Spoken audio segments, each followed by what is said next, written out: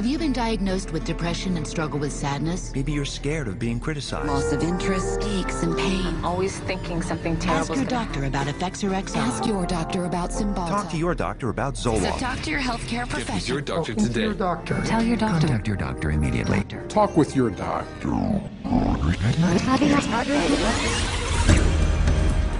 Over 40 years ago, leading psychiatrists met in Puerto Rico to map out their vision of the future. We see a developing potential for nearly a total control of human emotional status, mental functioning, and will to act. Their plan? To create by the year 2000 a range of psychiatric drugs regulating every aspect of human behavior. I was diagnosed with depression and put on Paxil. ADD, and I was prescribed Ritalin. General anxiety disorder, prescribed Zoloft. Bipolar disorder, and I take lithium. PTSD, Zoloft. I was on Paxil. When they placed me on Zoloft. They gave me Adderall. I was prescribed Siptamu, Tegretol, Lexapro, Depakote, Stelazine, Adderall, Concerta, Orzine, Prozac, Lorazepam, Effexor, Clonazepam, Ritalin, dexamphetamine, Paxil, Silert, Prozac, Adderall, Elavil, Depakote, Wellbutrin, Seroquel, etc., etc. 100 million people worldwide are on psychiatric drugs. How did this happen? Psychiatrists convinced them they were sick. They want you to think you're diseased from birth, and that all those experiences of life, childhood and adolescence and teenage years and adulthood and being a senior citizen, that these are all various stages of disease. Because let's face it, we've all been depressed at one time. We've all been anxious at one time. These are normal emotions that we feel. Every emotional and spiritual problem is reduced to a label. And of course, all of those diseases require pharmaceutical treatments. This is big, big business. While generating a healthy income, claiming to be medical professionals, psychiatrists will freely confess that their profession is devoid of science.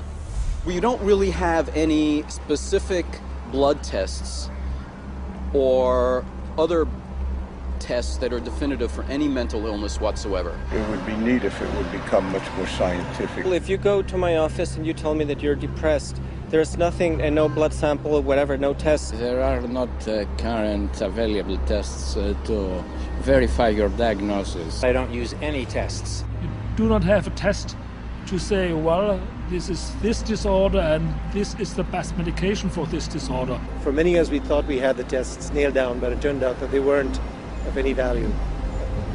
If you don't know what's causing the symptoms, then to give somebody something to alleviate the symptoms is close to impossible. By the time a drug's approved and it hits the general population, we don't know even 50% of the side effects that are involved with that drug. And these pills cause heart attacks and liver problems and immune system problems and lots of other medical problems. So you're playing with fire.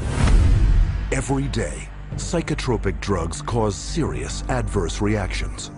And while psychiatrists and drug companies fully understand the dangers of the drugs they sell, their unsuspecting customers are left to suffer the consequences. Everything became worse. Each mood swing was worse. He would have chronic headaches, chronic, nausea, not feeling good. She was very agitated, very, very jumpy. She was having horrible hallucinations. Her personality was disintegrating. Once he started on that drug, the cloud just stayed over him and stayed over him and stayed over him. It got darker and darker. He thought there wasn't anything worth living to kill himself. That was not Matthew. That was the drugs. At least I would like to have said, I love you. I didn't get a chance to do that. In addition to crippling scores of people daily, every month, psychiatric drugs kill an estimated 3,000. But the human devastation would never have gotten this high if psychiatrists hadn't worked hand in hand with drug companies to promote their drugs to doctors throughout the world.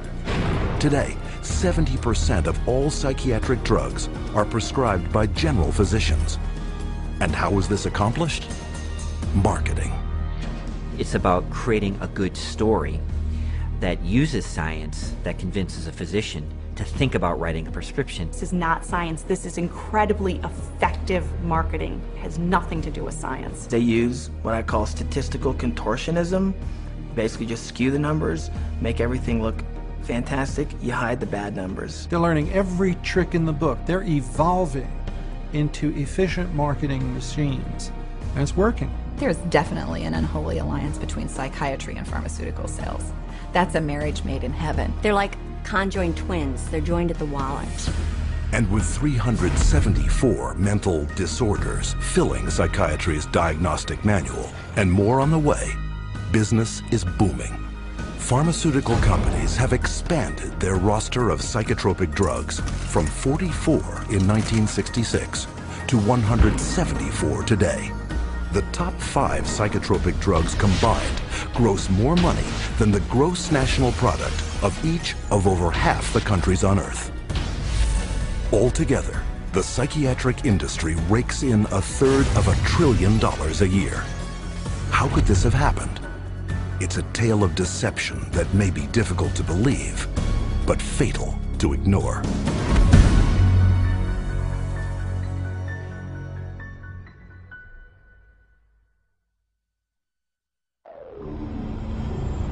We took him to a psychiatrist, and within a matter of minutes, yeah, she's ADHD, and here's your drug. Went on the Medicaid, and 5 minutes later, he was on Zyprexa. He saw the psychiatrist and prescribed the medicine for 20 minutes.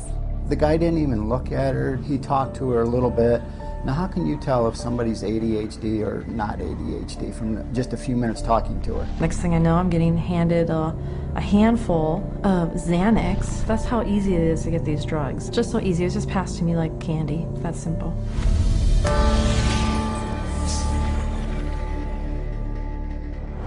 If a person were to walk in off the street, sat down with a psychiatrist, the chances of him being prescribed a drug before he were to leave the office, I would have to put it at 100%. Psychiatrists prescribe drugs.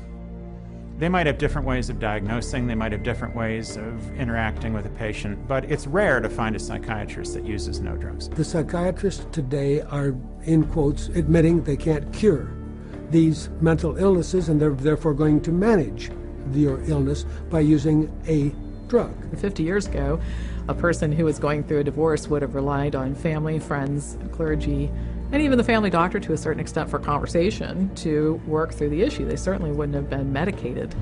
That was before the era of psychotropic drugs. Psychiatrists, occupying the lowest rung of the medical profession, worked almost exclusively in mental institutions. With no cures, there was little chance they would ever be respected by the public and their peers as real doctors. Psychiatrists had for years been on the fringe of medicine. Typically, the standard doctor internist would have very low regard for psychiatrists because it was understood not to be a very clear science or art. Psychiatrists wanted to be viewed as physicians, as doctors. And in order to be viewed as physicians and doctors, the people they dealt with had to be viewed as patients. And if doctors dealt with diseases, then their patients had to be diseased. Psychiatrists had a wonderful opportunity, they felt, to become respected in the eyes of their peers. They raced to create a whole diagnostic book called the DSM, the Diagnostic and Statistical Manual, which was created by consensus. A group of psychologists and psychiatrists get together, and if they have made common observations, they have a vote and they now classify a new disease. And they give it a number and it graduates into the DSM classification. And it's a dangerous book. It's a book that has many disorders that could apply to any one of us, because the disorders are not real medical diseases. And it's things that apply to nearly all of us at times. Are you afraid of meeting new people? Are you afraid to speak in front of a large crowd of people? Does it make you nervous to go and to talk to your boss about a complaint? You can invent a mental disorder based on a checklist of symptoms, and that is exactly how the Diagnostic and Statistical Manual, the billing Bible for psychiatry, works.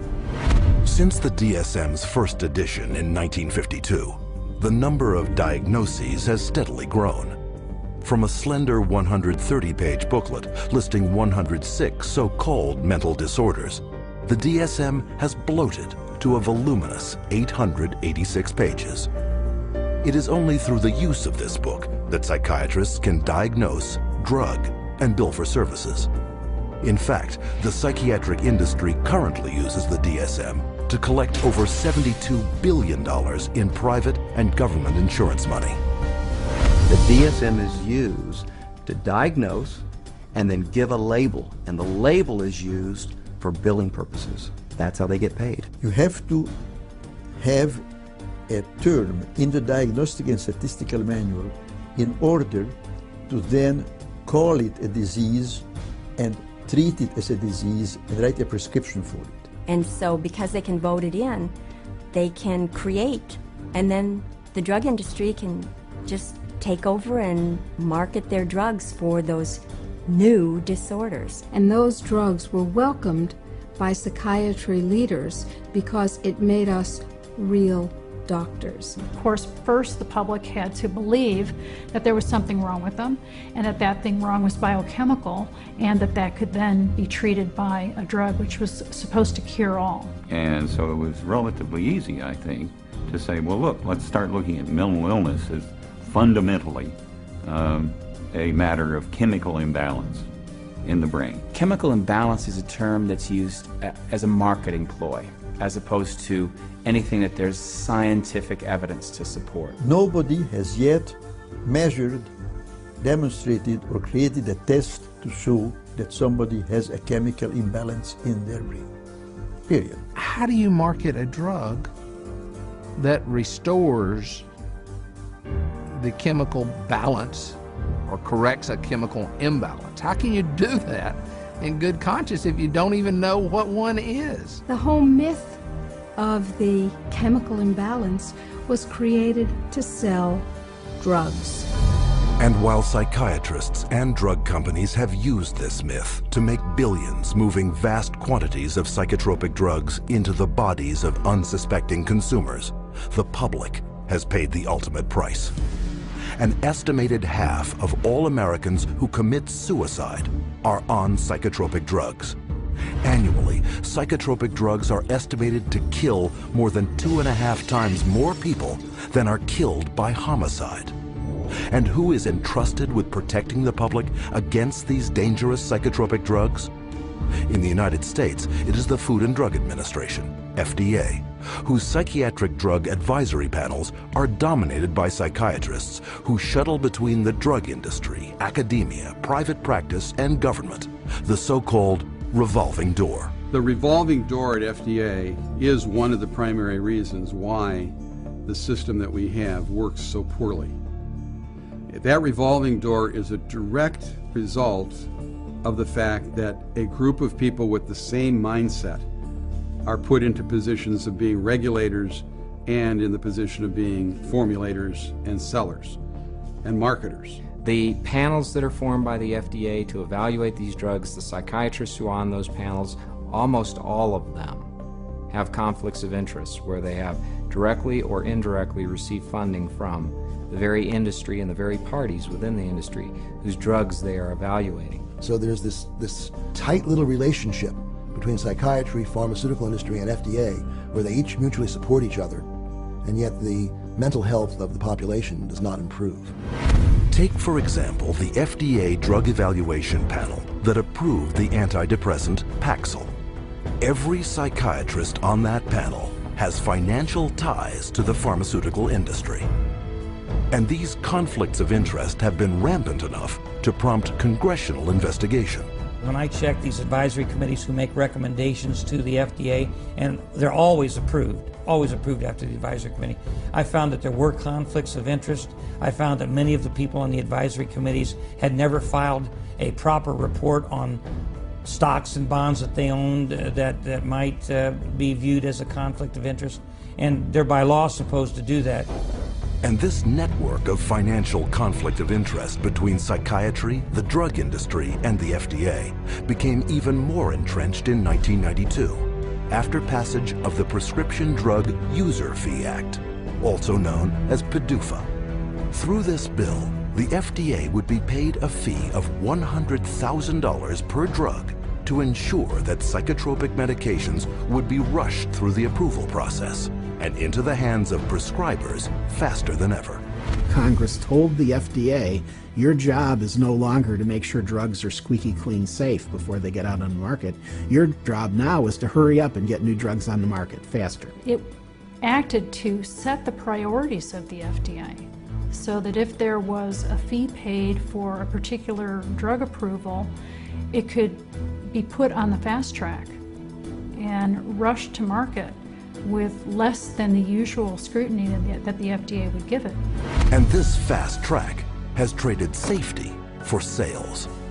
Since the passage of PDUFA, time spent on drug evaluation plunged from almost 2 years in 1992 to only 6 months 4 years later. Meanwhile, the number of new drugs released to the public doubled. Though fast-tracking is disastrous for public safety, it reaps huge profits for psychiatry and the drug industry. Because the sooner a drug is approved, the sooner it makes money. And the money is big. Every day, the average psychotropic drug grosses over $7.7 million. One drug, Zyprexa, rakes in almost $12 million daily. And even though FDA now charges over $1 million per new drug application, the pharmaceutical fast track shows no signs of slowing. If you look at the relationship between the FDA, the pharmaceutical industry, and the psychiatrists, there's some kind of game that they're playing there. And what is the game? Well, you could say it's money, definitely money. And when you follow the money, you realize that there is no money in health. There's big money in disease. That's why all you hear about is managing disease or treating disease. You don't really talk about curing disease. And so psychiatrists have become mainstream doctors in America, and that is because of the pharmaceutical industry. They can thank the pharmaceutical industry because they become mainstream and because they have a lot more money than they used to. And the drug industry can thank them because now they have thousands of soldiers in their army distributing these drugs to everybody. From the smallest infant to the oldest senior citizen, no one is immune from any of the hundreds of fictitious disorders invented by psychiatrists that fuel a multi-billion-dollar psychotropic drug industry. And every day, psychiatrists are casting their nets ever wider. And all it takes? Another psychiatric label.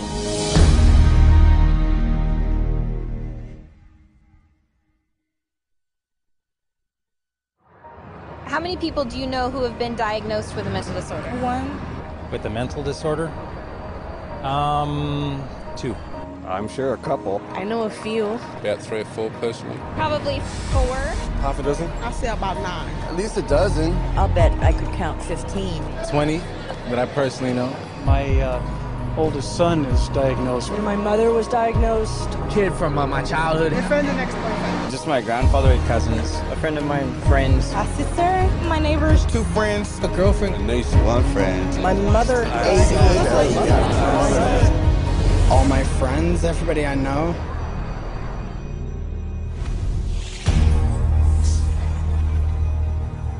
An apparent flood of mental illness is all around us. Where is this coming from? Psychiatrists, whose diagnostic and statistical manual can label anyone walking the earth today as mentally ill. Psychiatrists, I believe, they look at every human being and they divide humans into 2 classes, clients and potential clients. We see this no more prevalent in any field than in the field of the mental disorders, where one disease after another is invented and then popularized and the public is made to worry about it. It's a disease mongering. It's the selling of sickness. You know, sometimes it's a drug in search of a market, and it's giving public awareness to minor conditions with the ultimate goal is to sell more medications. It's not caring for people. When you run out of symptoms, you don't have any more clientele to market to.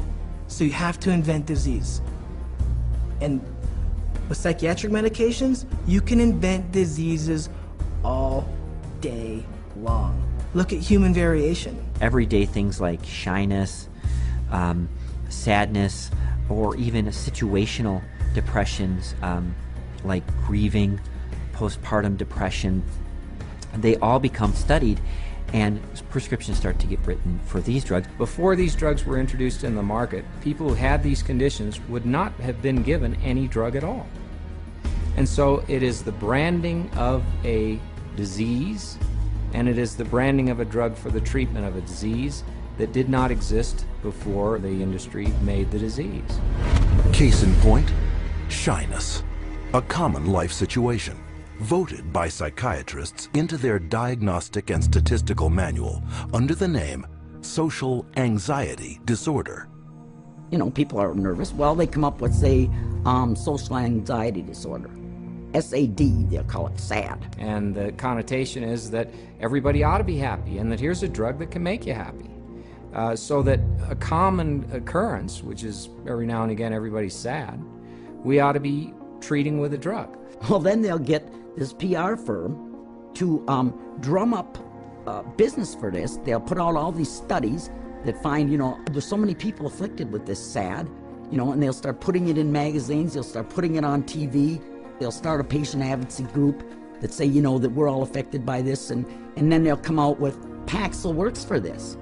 So they go to the FDA and they said, well, we ran this study and this works for this new invented disorder. And that is SAD, social anxiety disorder. And millions of people suffer from it. And it's purely fictional. It's a normal human emotion that everybody experiences at certain times or another, but they make it into a disease. Paxil, once it got approved by the FDA as the first antidepressant to be used for social anxiety, it took off huge. And it just moved from number 3 in the market amongst its peer drugs to number 1 in the market. Social anxiety disorder is just one of many made-up psychiatric disorders fueling the boom in psychotropic drug prescription. Psychiatrists work to promote what the latest disease is going to be. These days, bipolar is getting that same type of promotion. Everybody's being educated about their bipolar illness, when in fact, we know having emotional ups and downs is distinctly human. Now bipolar is thrown around like water. You've got bipolar, I have bipolar. I'm up today, I'm manic. If I go home tonight and I'm depressed because I'm tired, that shows I have bipolar disease. It's a lot of hokum. Have you ever worried with seeing all the increased media on it that you might have a mental disorder? Yes. And which one is that? I would say bipolar. You know, they talk about bipolar a lot. Bipolar, I've known a lot of bipolar. 2 friends from both of them were like diagnosed with bipolar. My neighbor, she was bipolar. I was diagnosed with bipolar. My mother had bipolar. He was actually bipolar. Schizophrenic bipolar. Bipolar and obsessive compulsive. Bipolar and ADHD. Bipolar disorder. Bipolar, yeah. Bipolar situation. Bipolar. Bipolar. Bipolar. Bipolar. Bipolar. There are 3 personality disorders, and then the most recent is bipolar. And that's just been in the past year. Spearheading the popularizing of bipolar disorder, especially in children, is psychiatrist Dr. Joseph Biederman, a paid speaker, advisor, and researcher for 25 different drug companies. In 1996, the drug companies funneled all this money to this Dr. Biederman. He's well known. He's the one that came up and said that there's bipolar disorder in little kids. This was unheard of. There was no bipolar disorder in any kids. He came up with the study and published the articles out all over the world, and other doctors followed his lead that bipolar is in little kids. Due to the constant promotion by Dr. Biederman and his colleagues, there has been a 4,000% increase of the diagnosis of bipolar in children since 1994, while the number of antipsychotics prescribed to them has leaped 5-fold to an estimated 2.5 million prescriptions. In 2008, Dr. Biederman was exposed by a Senate investigation for failing to report $1.6 million in personal income from pharmaceutical companies. But the damage had been done. Because of the bipolar fad created by Dr. Biederman, antipsychotics, some of the most powerful psychotropic drugs being prescribed, are psychiatry's drug of choice. The top 3 best-selling antipsychotics together gross $25,000 every minute. And no matter how big the psychotropic drug industry gets, psychiatrists are hard at work providing the diagnoses to make it even bigger. Let's say this is the pie right here of a certain class of medications, and this is a pretty profitable pie and everybody wants a piece of that pie. But what would happen if we made that pie even bigger? And how you make the pie even bigger is by expanding the uses for those drugs. They've already got a drug that's approved on the shelf. They can just pull it off the shelf, and rename it, repackage it, and say, look, we've got a new drug for a new illness. When Prozac's patent ran out, that Eli Lilly had to look for a new source of profits. So all they did was change the name of the drug from Prozac to Seraphim, change the color of the pill from green to pink, and marketed it for PMDD, which is newly introduced into this book. What it tells us is that if you can come up with a label, a diagnostic label for a drug, then you can sell it like hotcakes. It's a business model, and it's a billion-dollar business model, and it works, and it's going to keep continuing. Today, anyone may unknowingly be taking a psychiatric drug, renamed, repackaged, and prescribed for non-psychiatric purposes. Zyban, prescribed as a cure for smoking, is actually the antidepressant Wellbutrin. Cymbalta, a psychiatric drug for depression and anxiety, is now being marketed as Yentrive for urinary incontinence. Psychiatric researchers are testing psychotropic drugs on such wildly varying conditions as obesity, alcoholism, gambling, hot flashes, herpes, nausea, itching, shivering, and excessive hair pulling. It is a pill for every ill, and practically no one is being told how dangerous psychiatric drugs are. As a chemist, I'm making these drugs. They're proving deadly in our labs, and they're proving deadly in other labs. Dangerous, ineffective, causing the exact same thing they're supposed to treat. How are they selling them? For anyone who's given a label of a psychotic illness, drugs seem to be the automatic choice of treatments as night follows day. That's all psychiatry does. It's dominated by psychopharmacologists who do nothing but manage symptoms by dispensing pills. That's it. And they don't work. But the fact that they don't work works to the advantage of the drug companies and the psychiatrists, which means that you're not cured, which means that you're a patient for life, you're a customer, you're a client for life. And the worse your health gets, the more drugs you need. It's a great deal for them. We should all be up in arms about the way we're being treated by psychiatry today. This is a very dangerous industry that has gone so far overboard in inventing fictitious diseases and drugging our children and our population that I consider it to be engaged in crimes against humanity. With over $80 billion a year in psychiatric drug money at stake, it is impossible to escape the saturation of psychiatric disease-mongering in today's society. But behind the marketing lurks a secret psychiatry's customers would be shocked to learn. How are these drugs tested? And are they safe?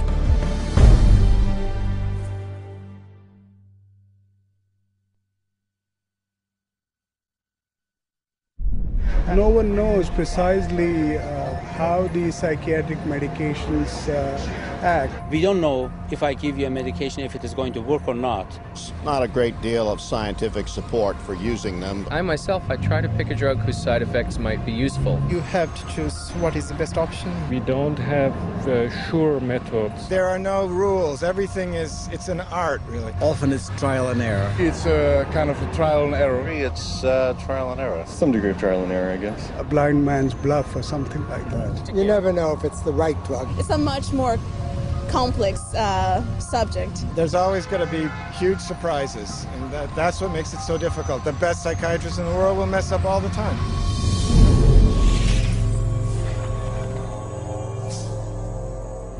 The American public is being treated as a mass medical experiment.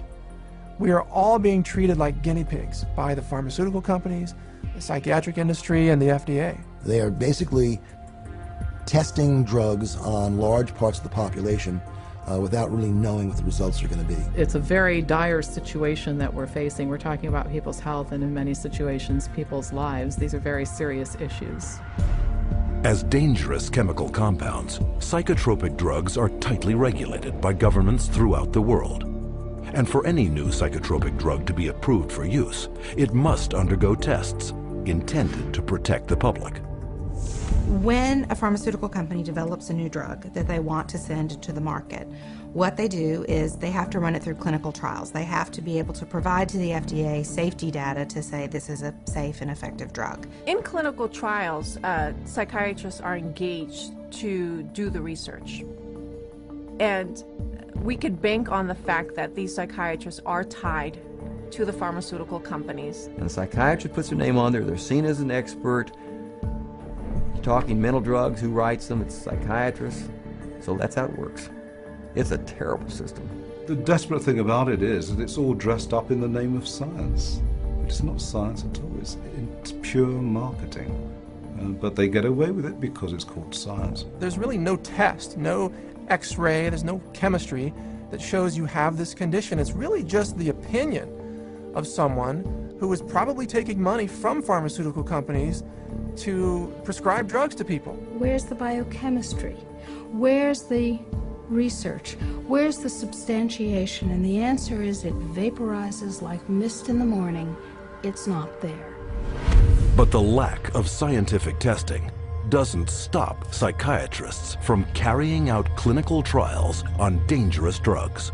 Clinical trials are supposed to consist of 4 phases of precise scientific drug testing, the first 3 of which must be submitted to governments for regulatory approval. In Phase 1, the drug is checked for toxicity.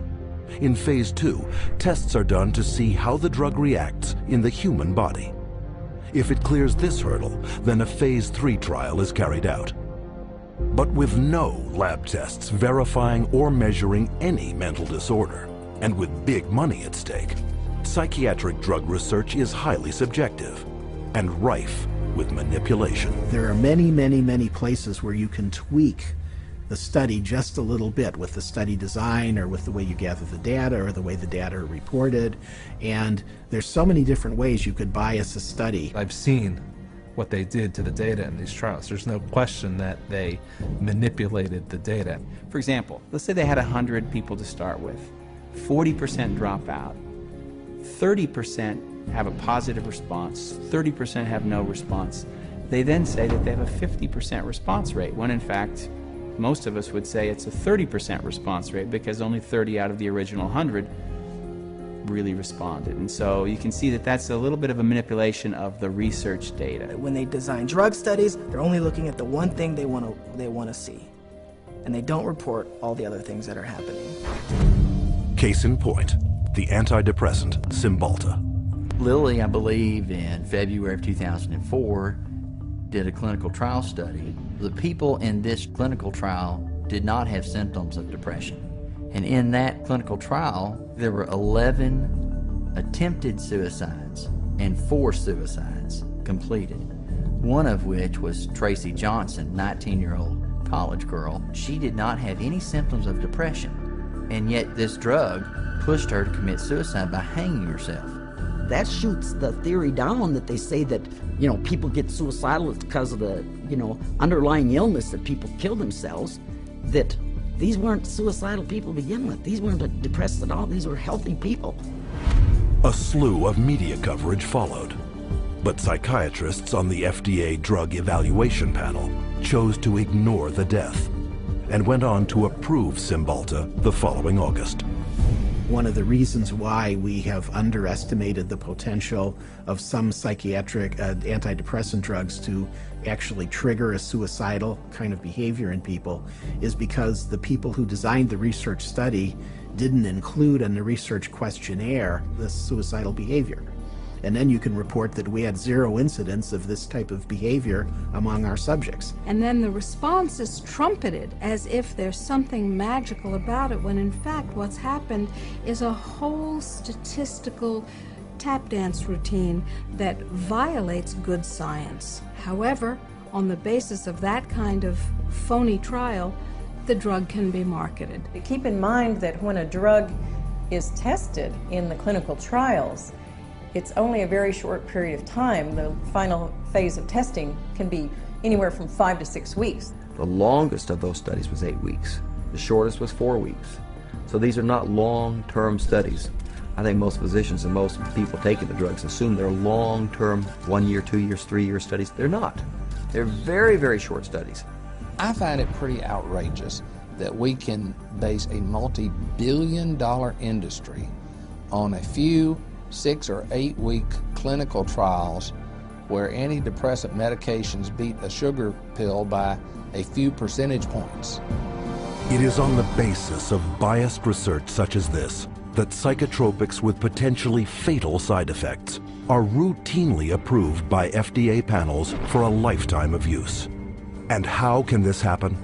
Because drugs are big money, and FDA panels are dominated by those who benefit by approving them.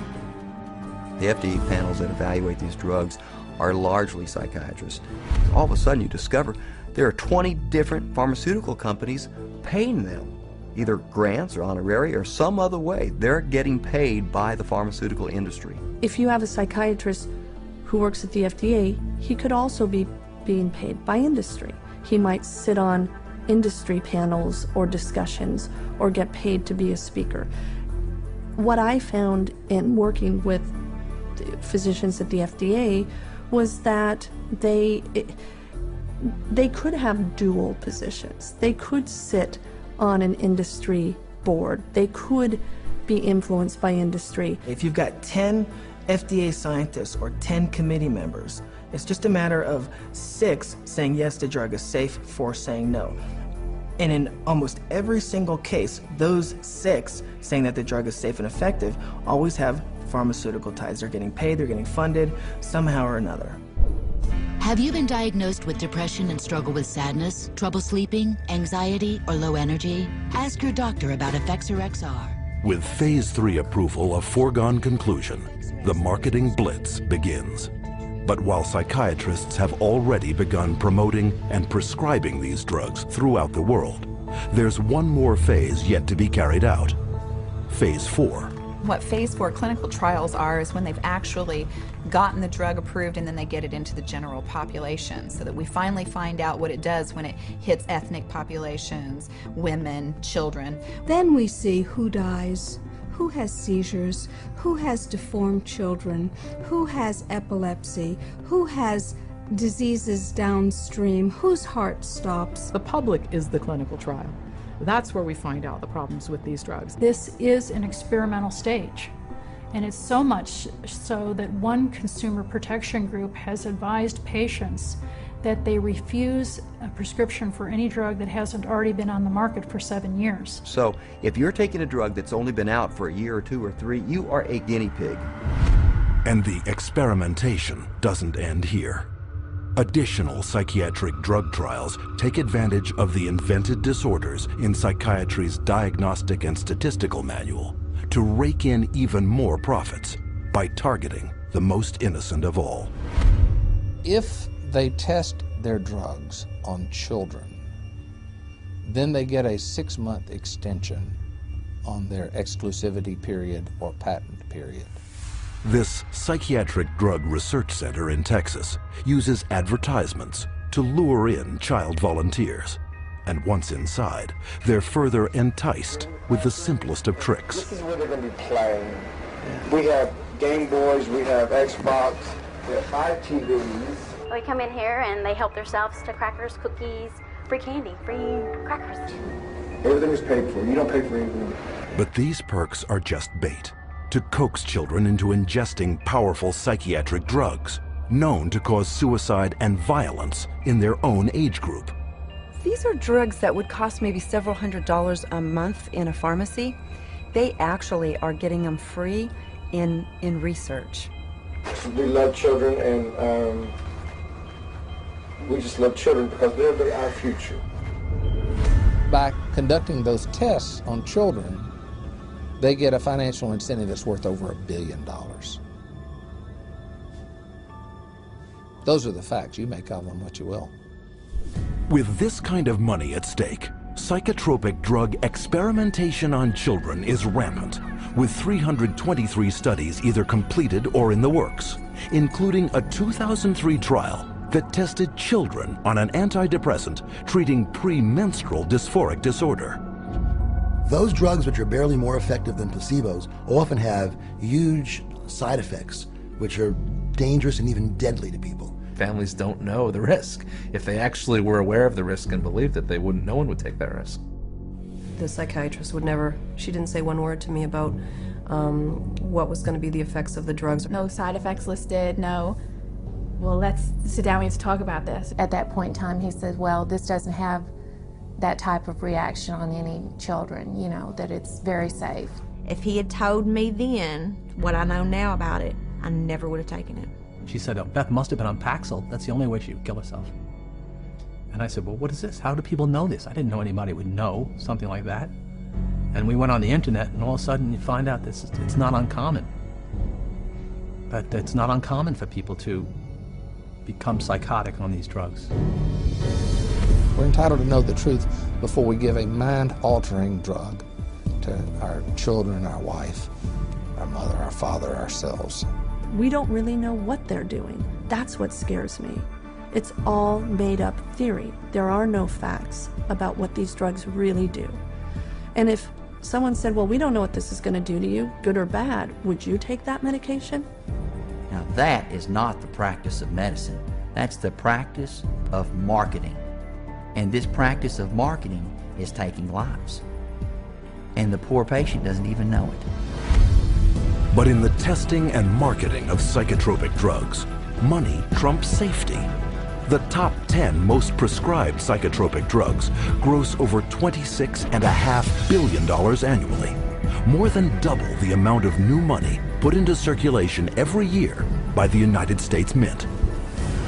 But to make this kind of money, psychiatrists first have to convince the most crucial market segment of all, those with the power of prescription.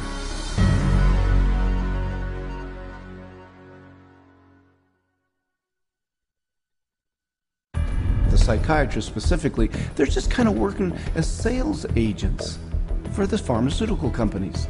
There's nothing like another doctor touting the benefits of your drug to drive market share. They're an extended part of the marketing arm of these companies.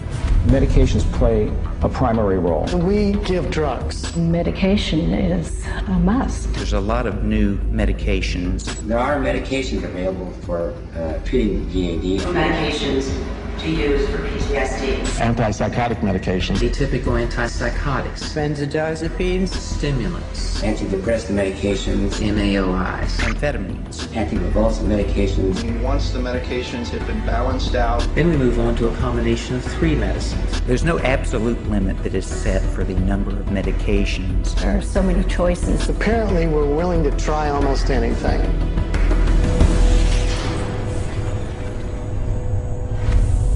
Psychiatric drugs can't be sold without a prescription. So pharmaceutical companies hire psychiatrists to promote psychiatric drugs to their fellow prescribers. The money trail starts at the world's most prestigious medical schools, in the offices of highly influential university-based or academic psychiatrists. With their seal of approval, pharmaceutical companies make billions on psychotropic drugs. There are a lot of academic psychiatrists especially who have ties to 10 or 15 or 20 different pharmaceutical companies, and so they're making a very large amount of money. Whether they're professors or whether they work at big, medical institutions, those drug companies will make sure that they've got them on the payroll somehow. They'll have this person feed this information to their other peers, but it's all being motivated through monies being funded by pharmaceutical companies. About 40% of the early stage marketing dollars for pharmaceutical companies go straight to these thought leaders, psychiatrists. These financial arrangements with so-called key opinion leaders are very lucrative. A top academic psychiatrist can personally rake in over $500,000 per year from pharmaceutical companies.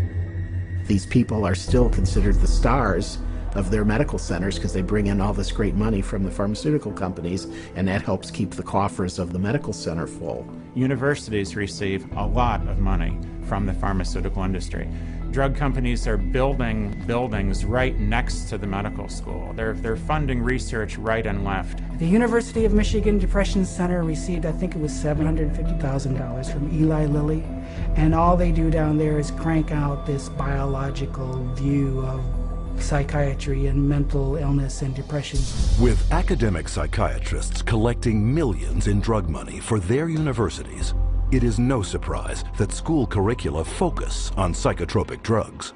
Training programs in psychiatry, the majority of them now are drugs first. You know, you're really a psychopharmacologist in a way when you come out of a psych residency training program. Even when I went to medical school, psychiatrists did talk to patients.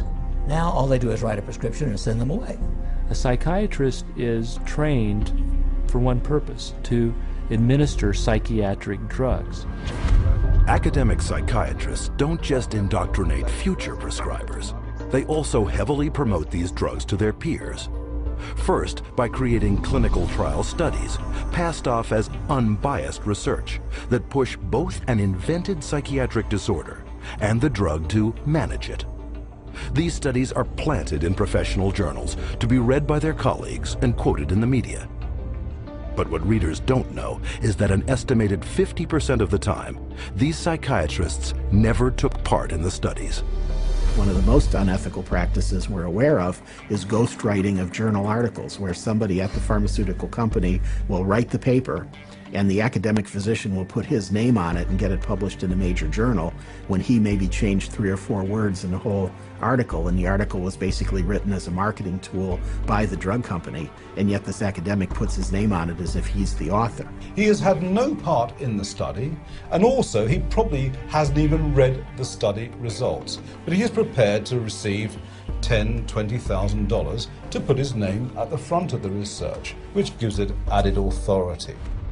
Ghostwriting is so common that even the psychiatrist running the FDA department evaluating psychiatric drug safety has attached his name to ghostwritten articles.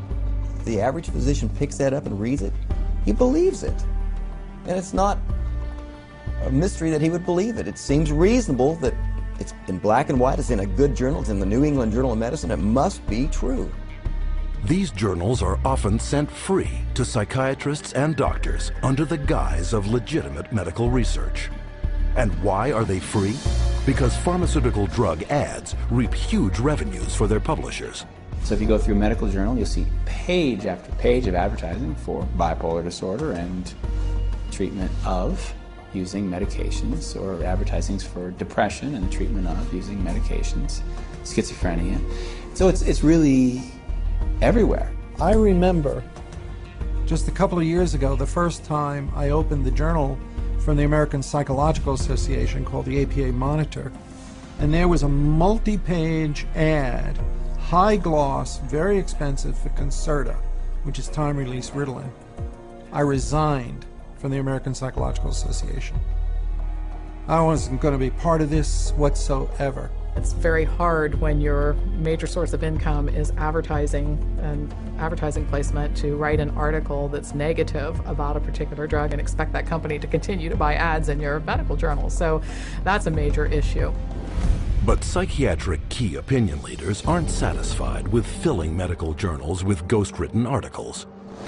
They also spread the gospel of psychotropic drugs at conferences in continuing medical education, or CME. Physicians and nurse practitioners and physicians assistants are mandated to take a certain amount of continuing education credits every year. Well, 70% of all continuing medical education is now funded by the pharmaceutical industry. That seminar is going to be taught by a professional who is employed by the pharmaceutical company. The very nature of where someone is giving you your support means you are biased to that person's side. Many physicians and many psychiatrists who attend medical conferences don't know that when they go to that conference meeting that's about antidepressants, antipsychotics, and it's generally an academic psychiatrist who's speaking, They don't realize that person's probably making about $10,000 for that 1-hour speech. But you don't have to be an academic psychiatrist to get a piece of the pie. Psychiatrists who heavily prescribe psychotropic drugs are generously rewarded by pharmaceutical sales representatives for drumming up local business. Psychiatrists, especially high prescribers, are targeted and gifted extensively by the industry. Now that gifting is where you need to get specific. That was not unusual during our marketing conversations to say, well, what's our top drug writer? You know, who's the doctor that's prescribing the most of this drug? Well, you know, let's send them to the Kentucky Derby. We offered trips on some occasions to come out and hear a 2-hour talk, but it happened to be on a nice island in Hawaii. There were a lot of things that we did day in and day out to try to get the doctors to write our drugs, or in my case, to write for the psychiatric drugs. We did a lot of lunches and dinners, and we brought in speakers, and those speakers were obviously paid by us, and we would wave, you know, renowned studies at them from renowned journals. But of course, we would never say that these studies were paid for by our company, and that it was written by a ghostwriter who was paid by our company, or that our company tends to do a ton of advertising within that particular medical journal. We would never say that. With over 300 million psychiatric drug prescriptions written every year, high-prescribing psychiatrists are richly rewarded for opening up new markets. They receive up to 25% more pharmaceutical money than any other medical specialty, an average in one state of more than $45,000 per top psychiatrist per year. Psychiatrists get more kickback from the pharmaceutical companies than any other branch of medicine. The profession of psychiatry couldn't keep its journals afloat, couldn't keep its conferences afloat, couldn't keep its organizations afloat without money from drug companies. The drug companies really have psychiatry in their pocket. This is a profession whose diagnoses have been heavily influenced by people who are heavily influenced by the pharmaceutical industry, and whose treatments are almost exclusively these days pharmaceuticals. We should be able to count on them. I do not believe that we can. Due to the ceaseless promotion by psychiatrists, psychotropic drug prescription has permeated not just psychiatry, but the entire medical profession. But this promotional campaign has a second prong that lines the pockets of psychiatrists more than any other. And this one directly targets you.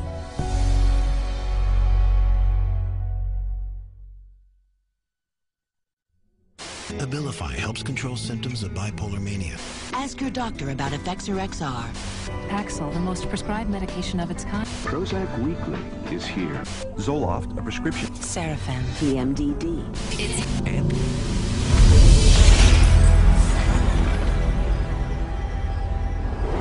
psychiatrists and drug companies don't hype psychiatric drugs only to fellow prescribers. They also pitch them straight to the end user, you, counting on you to walk into their offices and demand a prescription. The direct-to-consumer advertising is instilling the notion in every human being that something is mentally wrong, something needs correction.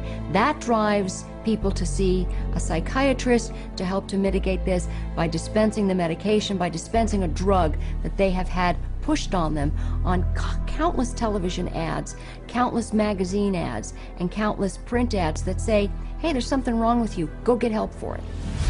Nowhere is this explosion of direct-to-consumer advertising more obvious than on television. It wasn't always this way. Until recently, advertising psychiatric drugs on TV was severely restricted. But in 1997, the FDA was persuaded to relax their rules on advertising in the media, in direct violation of Article 10 of an international treaty signed at the United Nations.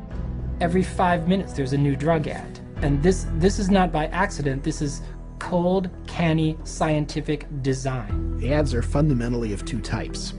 One type of ad is a effort to try to get the patient to take the drug company's drug. Abilify helps control symptoms of bipolar mania and reduce. But then the second kind of direct-to-consumer advertising is the you're sick and you didn't know it advertising. You could be suffering from generalized anxiety disorder. Because they want to create sales, so what they're going to do is tell people, do you have these symptoms? Do you have this disease? Do you have this particular condition? But they hit it so hard on television that people say, ask your doctor, ask your doctor. Every commercial is a referral to the doctor. See, they're working for each other. Ask your doctor about Cymbalta. Depression hurts. Cymbalta can help. I can go to my doctor and say, here are my symptoms, and walk out with the prescription I want. I can ask for a drug by name, and most of the time I'll be given the drug. So basically I'm my own doctor. The industry defends what it's doing by saying this is some kind of public health education campaign. And I'm sorry, I think if you go to an advertising agency, you're advertising. From the start, advertising psychiatric drugs on television has been phenomenally successful. In just the first 3 years, sales of psychiatric drugs skyrocketed by 250%. With grosses now hitting record levels, the drug industry is spending $2.9 billion a year in TV advertising alone. And once this drives people into the offices of psychiatrists, they can be hooked using another marketing ploy: free samples. The industry is willing to give out millions of dollars worth of free samples because it generates billions of dollars in sales. You want a prescription and you want Prozac written forever as a maintenance therapy. So you establish that with some free Prozac up front. Here, take this sample, it doesn't cost you anything, and then if you like it or if it seems to work, then we'll make a prescription, but you're going to have to pay for that prescription. The sample is free. So it's really a marketing technique. They got a cash cow. Zero refill means you've got to go back to the doctor for another consultation, for another subscription, and it just goes forever. This is business. This is money. Some direct-to-consumer marketing is camouflaged as public information. Psychiatrists regularly appear in the media, warning the public of the latest mental illness epidemics and hawking their latest breakthroughs.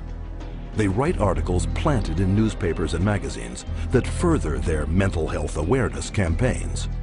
Even patient advocacy groups claiming to offer unbiased information on psychiatric drugs are, upon closer inspection, pharmaceutically funded front groups managed by psychiatrists. They were started specifically by the industry themselves, and the public isn't informed of that. You know, it's basically a great big lie to the public that they think they're going to a charitable organization that has their best interest at heart. Case in point, children and adults with attention deficit disorder, or CHAD, the biggest and most well-funded front group for the makers of stimulant drugs. Stephen Plog is a former CHAD executive. When I became the CHAD coordinator for Las Vegas, they gave me a manual, and in it said, we want to provide unbiased information to help and support people who have ADD. For the next 30 days, we put 22 parents and their kids on a program with lab tests to find out what their causes were, eliminated their causes, they got prescription-free, medication-free, side-effect-free, and they got better with their self-esteem, and they became actually happier, healthier, and more successful. Chad found out about this, called me up and says, we do not allow people to talk about nutrition in any of our seminars. We only prescribe going to a psychiatrist who will only prescribe drugs and therapy. So they said you can no longer work with us, and they fired me for simply recommending that parents go get a lab test, find out what the causes are, and eliminate the causes. They do not allow that. They only allow medication and psychiatric treatment. Psychiatric patient advocacy groups also promote psychotropic drug treatment by broadly issuing public marketing surveys disguised as medical questionnaires. You can take a survey of maybe 16 questions. And if you are a normal human being who's lived through ranges of emotions of normal life experience, if you've known the exhilaration of the birth of a child, a niece, a nephew, and the devastation of a divorce and the loss of dreams, and answer honestly to those questions, you will diagnose yourself as bipolar. And the instructions that come back along with the diagnosis or the warning that you're probably bipolar say, print this out and take it to your doctor. And how simple is it for anyone to go online, answer typical life questions, and be given a psychiatric disorder? Here are some randomly chosen volunteers, people of all ages leading normal lives. Do you feel sad, blue, unhappy, or down in the dumps? Sometimes. I've had periods of great optimism and other periods of equally great pessimism. Yeah, that happens a little bit. I get tired for no reason. Sometimes. My life is pretty full. Not really. For no apparent reason, I sometimes have been very angry or hostile. It's hard for me to concentrate on reading. I am restless and can't keep still. My heart beats faster than usual. I have trouble sleeping, shortness of breath. Gained weight. Trembling hands. I have an idea that most of these are going to be sometimes. Everyone has. As in everybody? Somewhat. Somewhat true. Just a little. Oh yeah, yeah. Alright, my score totaled 42. Bipolar disorder, moderate to severe symptoms. Wow. Answer reflects on the presence of depressive symptoms. Currently suffering from an anxiety disorder. I may be suffering from bipolar 1. Minimal to mild depression. An obsessive compulsive disorder. Guess that means I'm a psycho. Guess I'll go to a psych. Try to see if I could work it out, get some meds or something. All told, 50% of these everyday people were assigned a psychiatric diagnosis and instructed to get treatment. By this measure, half of the U.S. population, some 150 million Americans, could be classified as mentally ill. Now you have a direct line of consumers just walking in with a little pre-survey that says that they potentially can have bipolar, ADHD, stress, anxiety, any of those categories, and they just need to take this assessment tool and say, okay, that basically that is what you have, and here's your drug. And psychiatrists are now clamoring to make such assessment tools mandatory. Take Teen Screen. Under the guise of a suicide prevention program, mental health tests are administered in the schools to diagnose and drug children. Children such as Chelsea Rhodes, who left for school one morning an average teenager and returned home with a psychiatric diagnosis. The Rhodes family in Indiana, their young girl went to school one day, and all of a sudden they told her they were taking her into her room, and they move her into her room and give her the 10-minute Teen Screen test. And shortly after taking the test, she's pulled aside in the hallway and she's told she has two problems, basically two mental problems. One, obsessive compulsive disorder, and social anxiety disorder. Her parents were stunned, dumbfounded. They didn't know that Teen Screen was going to screen their child. They had not been asked permission. People at school had told her that she was mentally ill with these two conditions based off of a computer test that took her 10 minutes to answer. One of the questions was worded if Chelsea went out a lot. She answered no. We'd ask her why she answered that way. She said, because Mom, you and Dad don't allow us to go out on school nights. I have to be home to do my homework and take care of our household chores. The other question was, do you ever feel nervous or anxious when you're in front of a group of your friends or peers? Chelsea answered yes. She explained to us that because when she has to stand up in front of a group of people and give a book report in one of her classes, she's very nervous. You know, I'm 43 years old and I'm nervous in front of every one of you today, but that doesn't make me mentally ill. I absolutely believe that the survey for Teen Screen was intentionally structured to flag as many children as possible as having a possible mental health problem. And who created Teen Screen and wrote its survey? Dr. David Schaffer, a psychiatrist with extensive ties to the pharmaceutical industry. Schaffer's questionnaire is anything but scientific.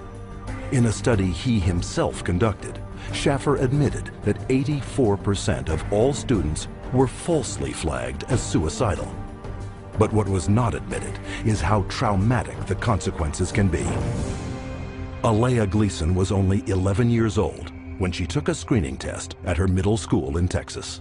It was 7th grade, and they had all the girls go into the cafeteria because they said that a lot of girls have depression, so they was working on some depression screen. Next thing I know, there's those middle schools tell my husband now that CPS is there at the school taking Alea because she's suicidal. I'm like, suicide? I'm not trying to kill myself. I love myself. I've always loved myself. So I don't know if she was even at the school or they already taken her away. When they took Alea, my girls and I, we didn't sleep for about a good 3 days. For the first 3 days, because my house was empty without her. And they was making me sign papers talking about if you don't take these medicines, you can't see your parents. So they was telling me, you know, if you take your medicine, you can see your parents. My daughter was on 22 different types of medication that this one psychiatrist gave her. They drugged me up so bad that they said they had to drag me. And I used to wonder how I got to my room. When I saw for myself what they were giving her and how much and how often, I just thought, they're gonna kill this child. And the parents were helpless. Then after a while, that's when I was just like, I'm not about to take no more medicine until I call my parents. And then that's when they was like, okay, well, we're gonna give it to you anyways. They restrained me and shot me up. I was in 4 points. They laid me out on my stomach and my feet like this and tied me up. One day, they must have put her in about 12 restraints in one day. They said I was restrained about 70 or 80 times. After a couple of months, they was like, you know, your parents don't want to see you. They don't want to talk to you or anything. So I was really hurt. We tried everything. Nobody know. We didn't know what hospital. We didn't even know where they taking her. After 2 weeks, you're supposed to hear, or you're supposed to be able to see your child. They didn't give me that. I didn't see a layer to 6 months later. But I was a good child. I didn't deserve for that. And he messed up a lot of things. To this day, I still wish that I could just go back and be like, man, you know what, I'm not even gonna take the test. I would always tell every parent I see, and they was asking me, don't do the team screening, because it will mess up your family. Psychiatric screening programs such as these are fast on the rise. Teen Screen alone is currently screening hundreds of thousands of school children in over 500 American schools in 43 states. Has nothing to do with helping kids, has nothing to do with mental health, has nothing to do with medicine. It has everything to do with the pushing of drugs. So it presents itself as being a wonderful, altruistic program, whereas in fact, I believe its cold-blooded and cold-hearted intent is to recruit more children into the very subjective diagnoses of mental illness and to treat those kids with medication. But the psychiatric drug push doesn't end in the classroom. Legislation has been put in place to screen all citizens for mental illness, including geriatric patients, war veterans, and pregnant mothers, all to be paid for by you. Psychiatrists benefit from both ends, from the pharmaceutical end for being paid to write the prescription, and then from the patient for being there to receive the prescription. It's an industry that cannot allow the human condition to go unmedicated, and I think this is where the problem begins. If everybody considers themselves to be sick in some way or more than one way, and that the only control, the only hope for their happiness is to be on pills for the rest of their lives, that's the goal. The pharmaceuticals and the psychiatric community are in a cleanup, and that's what it's all about. It has nothing to do with helping our kids or, you know, their mental health. It's all about money. Today, drug companies spend over $5.3 billion a year marketing prescription drugs, almost 9 times more than a decade earlier. The result? Worldwide sales of psychotropic drugs have soared to $80 billion. And all while psychiatrists willfully ignore the vast human tragedy they are creating.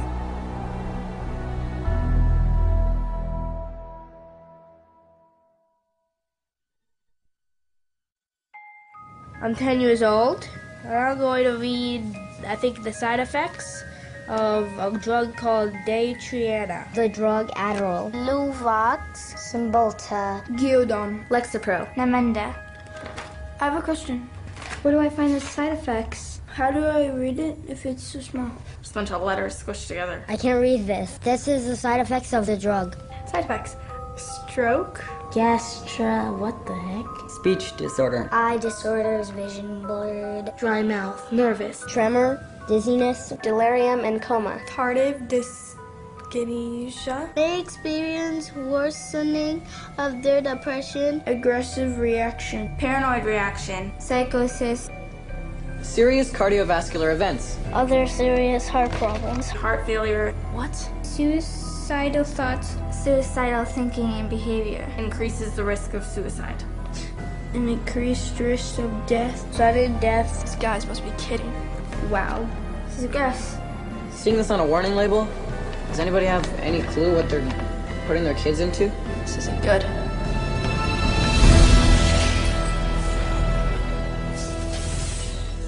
No drug has side effects.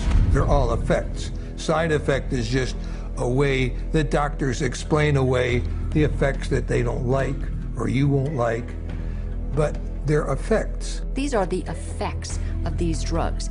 They're not just what might happen to you, they're what happen more often than not. We name them side effects because they're an unintended consequence. The antidepressant drugs not only don't make you happy, they have all kinds of negative effects on the system as a whole. These drugs are absorbed and distributed throughout your entire body, so they have side effects through all of your tissues and organs, including your liver and your kidneys and your nervous system. They destroy the brain, the neural net. They literally kill brain cells and cause all kinds of brain disorders. That's why we have they're not side effects, they're direct effects. But while psychiatrists continually downplay the multitude of severe health risks to the public, candidly, they had no problem admitting them to our cameras. I think I tell them the main side effects. I don't tell them every side effect because there's so many possible side effects. I would say the majority of patients experience some side effects. People get side effects to every medication you try. They all have side effects. All kinds of side effects. Lots of side effects. Physical feelings of sickness. Headaches, insomnia. They can't sleep. They can't eat. Drowsiness. Sedation is very frequent. Restlessness. Appetite stimulation. Neurologic side effects. Tremor or muscle spasms. Stiffness. Weight gain. Obesity. Weight gain and stuff like that. Decreased performance of sexual functioning. Sexual side effects can happen. Sexual dysfunction, etc. I've never had anybody die or anything, but I've had people faint and stuff, and it's really sort of unpredictable. You name it, and it can be a side effect. And why can't psychiatrists predict what adverse reactions you will get? Because not one of them knows how their drugs work. At least with street drugs, people know that they're dangerous, that they should be off of them. With pharmaceuticals, people are told they're safe to take every day. But far from being safe, psychotropic drugs are increasingly being exposed as chemical toxins with the power to kill. Some of the side effects that have become of concern lately are suicide, increased risk of suicide, increased risk of homicide. These aren't people that were horribly depressed when they were given a drug. These are people who are given a drug for social anxiety or difficulty sleeping or mild depression and then become suicidal. And so when they become suicidal and they kill themselves, what the doctor does is go back and say, oh, well, it's because they were depressed. The label itself, the disorder, is what is blamed for the side effects. When in reality, it's the drug that is causing the side effect. It is the drug that is the problem. Drugs such as the antidepressant prescribed to Woody Witzak, who took it not for any mental complaint, but to help him sleep. My husband and I, Tim, his nickname Woody, we were married just 2 months shy of 10 years, so we've had a long life together. And Woody was a guy who was healthy. He was a big runner. He's never had a history of depression or any other so-called mental illness. He was given Zoloft for insomnia. I find Woody one night completely sweat through his shirt in fetal position, kept going, Kim, you gotta help me. I don't know what's happening to me. It's like my head's outside my body looking in. Kim, help me, help me. We did breathing, listened to music, prayed, anything to calm him down from this head outside his body feeling. And a week later, he was found dead hanging. A guy who loved life. Psychiatrists claim their drugs save lives, but according to their own studies, psychotropic drugs double the risk of suicide, with one increasing the risk by a factor of almost 7. As a pharmacist who has been studying the problem for the past 7 years, I do see a glaring connection between the high use of these psychoactive substances and the rise of violence. If people knew that the mechanism was not known of these drugs, that they could cause, if there's a real chance for them to get a homicidal tendency or even suicide, if you take the drug, there's a chance you may want to kill yourself. And I could repeat probably a dozen other examples of significant self-inflicted harm or significant violence to others in patients who had never had that experience in their adult life. Patients such as Wyoming grandfather Donald Shell. Donald Shell was a man in his 60s, a gentleman, a family man, a funny man.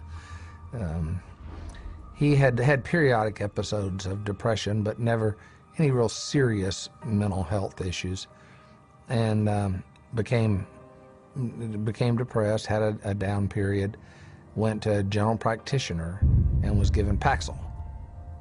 2 days later, he shot his wife, his daughter, his 9-month-old granddaughter, and then himself.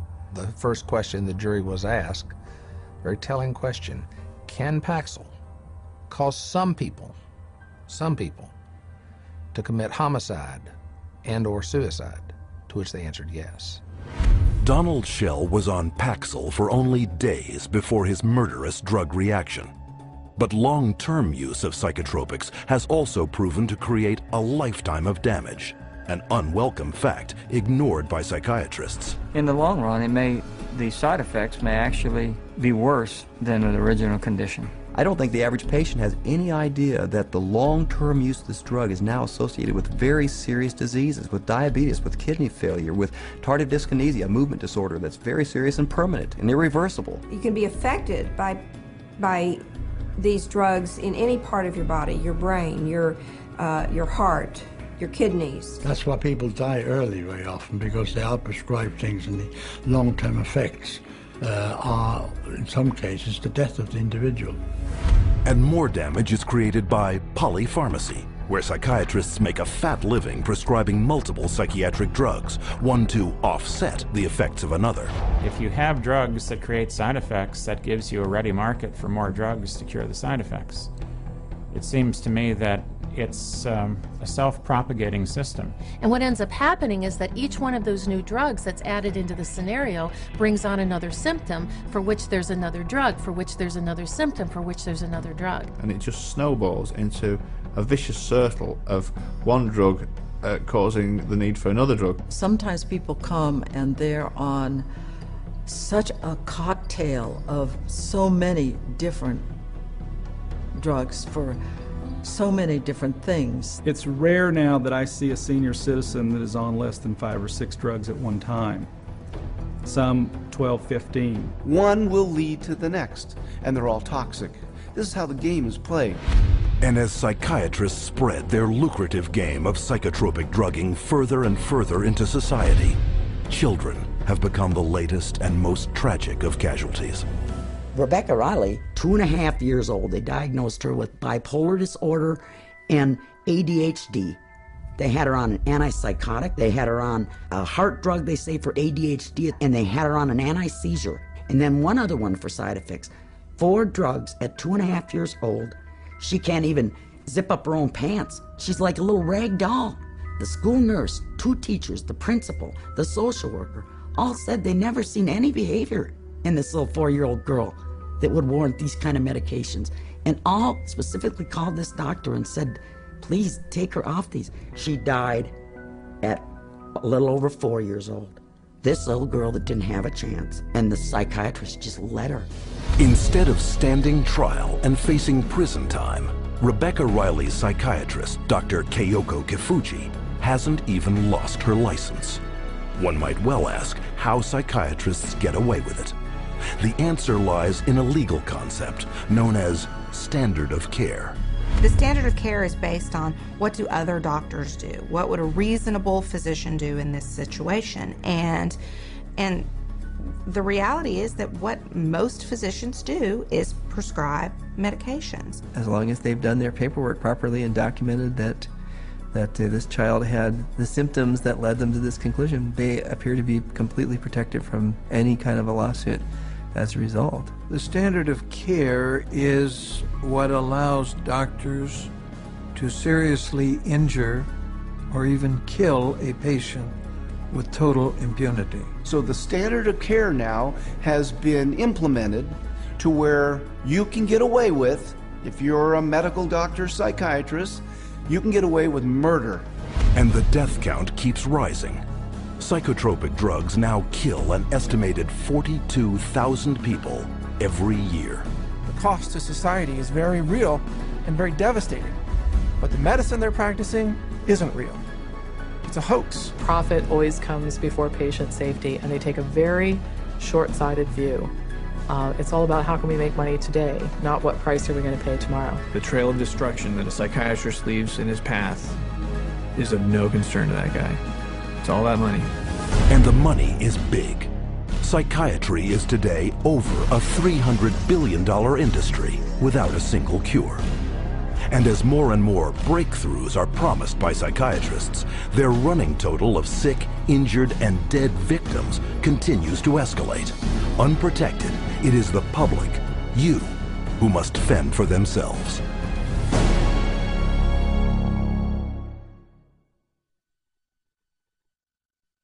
My wife and I are blessed. We have 7 children, and we love them all. They're all our favorites. Each child we have is our favorites.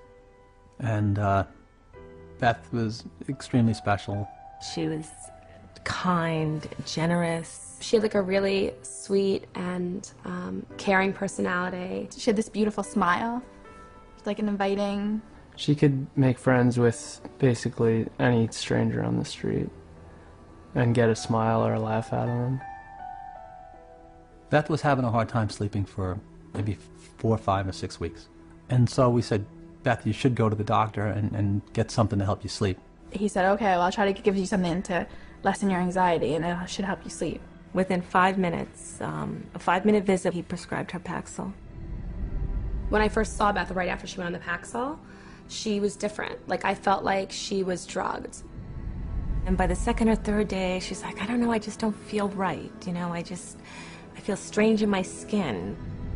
But after about 3 or 4 days, I remember that Beth was, at times, very different, like sullen, keeping to herself.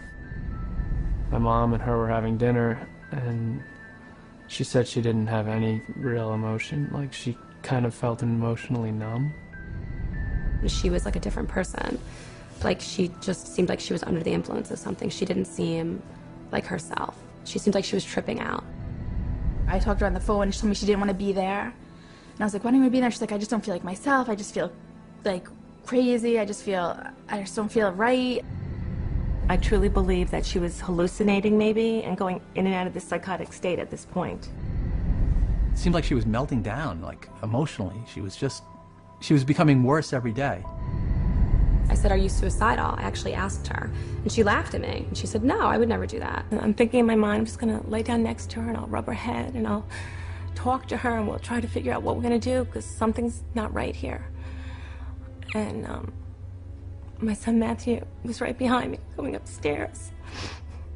And when I got to the top of the stairs, I saw her hanging in the hallway. Then the police were all over the place and people were coming and going. And about 4 hours after my daughter died, one of my friends came over and said, you know, I was speaking to so-and-so, one of our other friends, and she said, oh, Beth must have been on Paxil. That's the only way she would kill herself. It just wasn't her. There was nothing in her that would have done that. She was the most non-violent, gentle. It's a violent way to die. It had to be the drug. There was no other answer. If we knew what we knew now, Beth would be here with us today. I know that for a fact. The tragic story of Beth Winter is just one of many, a tale repeated wherever psychiatric drugs are prescribed. But psychiatrists insist you believe that their drugs are safe and effective because they are the mental health experts and you are not. But case after case proves that trusting them can have disastrous consequences. Psychiatry is pseudoscience. It's false science. It cannot withstand rigorous review if people would just look at the evidence. If they help anyone, it's not worth the risk to the people that are harmed by them. They are betraying every customer they have. They don't know what they're doing, and we need to educate the public to use their feet and walk away.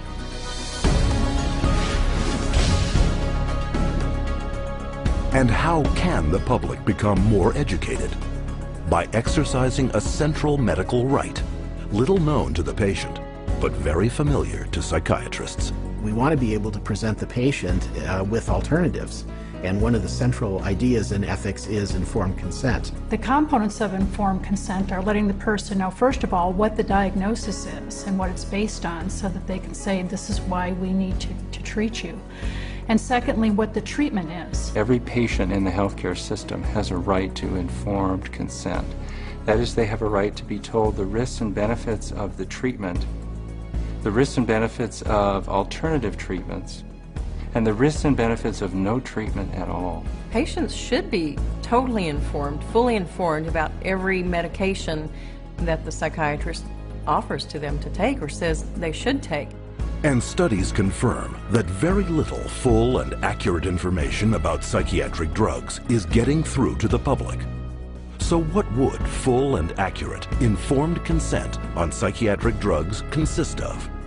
These medical doctors and experts have extensive experience in the subject. Their first point, psychiatric disorders are not actual diseases requiring medical treatment.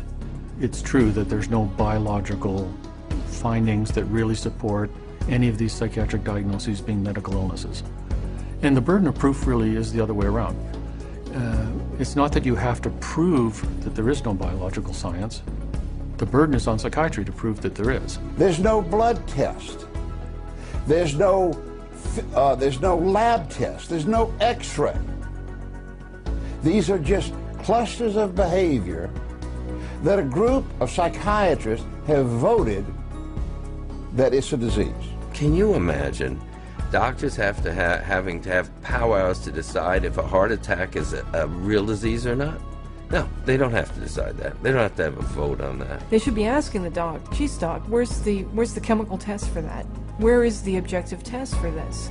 And I guarantee you that they'll be told, we don't have a chemical test for that. There is no such thing as a chemical imbalance.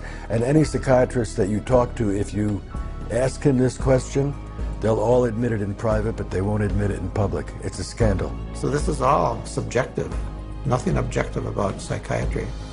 2, there is no scientific proof that psychotropic drugs resolve any mental problems. Since there is no measurement for these psychiatric diagnoses, because they're really just subjective, for the same reason there really can't be a measurement for the effects of the drug. In terms of medication, the evidence that's claimed is the medications are highly effective and not very toxic. But actually, in fact, the data in psychiatry are very clear that that's not true. What is true is that the medications are barely, if at all, more effective than placebo. You're selling drugs to people under false premises, under a disease that's been invented. So how do you measure efficacy among a disease that doesn't even exist? 3, psychotropic drugs mask symptoms and come with severe short and long-term side effects. Whatever problem you're being treated for, whether it's depression, real or otherwise, or cardiovascular disease, medicating away the symptoms is not solving the problem. The patent medication gives the appearance of having helped because in the short term, it usually doesn't show the bad effects that are going to happen in the long term.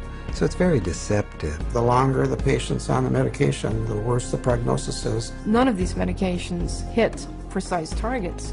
You begin accumulating all kinds of collateral damage. In other words, other organs in the body are actually harmed. So for the first time, we're seeing kids in grade school or middle school who have type 2 diabetes and who have the beginning stages of cardiovascular disease. So you see Parkinson's disease, you see tardive dyskinesias, you see other movement disorders. Is it true that we're now seeing a lot of deaths from psychiatric drugs?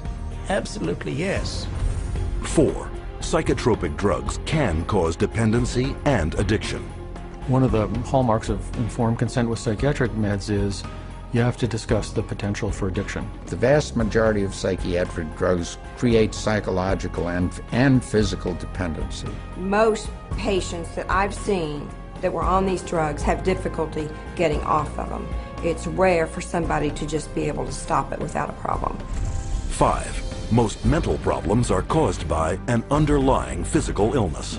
Many physical conditions can cause mental problems or what pose as psychiatric symptoms, but the psychiatrist, in the records I've reviewed, psychiatrist does not do an in-depth study of what could be causing the problem. And if the doctor isn't taking the time to find the cause of those symptoms, then unfortunately those symptoms may continue and there may be a serious underlying medical disorder that's being overlooked. The question is it better to treat depression with a drug, or is it better to treat depression by trying to figure out what caused the depression and working it out with the patient? Dehydration can make you exhibit symptoms of depression.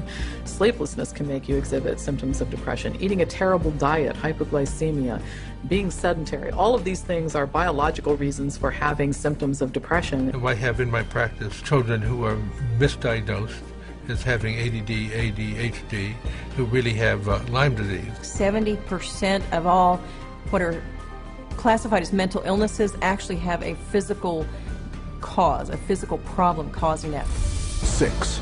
No matter how severe the emotional or psychological distress, there are many effective options that do not involve psychotropic drugs. Once you've proven that there is no problem in the body and that there is no malfunction in the brain, then you have to begin to address these other levels of the self. And I think that's what psychiatry has completely stopped doing. There are very few conditions that cannot be treated by other methods than the use of drugs. Any forces that impinge on medicine that make us think that the drug approach is the only approach is undermining good patient care. And because most non-drug options are rarely told to patients, true informed consent is almost never given. When you get into informed consent, it's almost a responsibility of the patient to make an inquiry about the hazards of the drug and not rely on what the psychiatrist or physician tells them. We can't go in and abdicate our responsibility as consumers simply because somebody has an MD after their name or someone is a psychiatrist and we think they know more than we do. The best way to protect yourself is to educate yourself, is to ask questions not only of your doctor, but to do your own research. Don't be ignorant, be informed. Get information from as many places as you can. That's how you'll be an intelligent, skeptical consumer, and that's how you will protect the safety of yourself, your children, and your entire family from this industry of death known as modern psychiatry. And as modern psychiatry has permeated our world over the last 50 years, so too has psychotropic drugging. But there is a way to expose this medical abuse by reporting all complaints and adverse psychiatric drug reactions to your National Drug Regulatory Agency. MedWatch is the federal reporting program in the United States.